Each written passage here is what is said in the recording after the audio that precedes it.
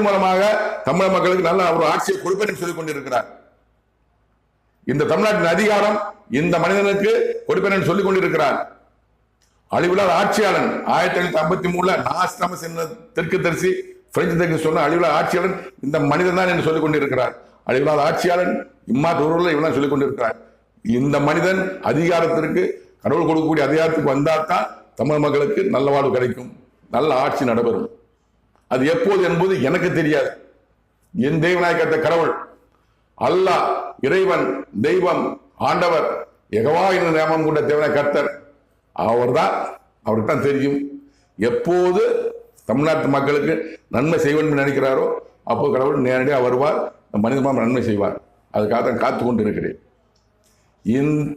இந்த 2026 தமிழக முதல்வரை தேர்ந்தெடுக்கக்கூடிய தேர்தல் நடக்காது என்று சொல்லியிருக்கிறார். இத்தேசத்தின் அதிகாரம் உனக்கு கொடுப்பேன் என்று சொல்லியிருக்கிறார்.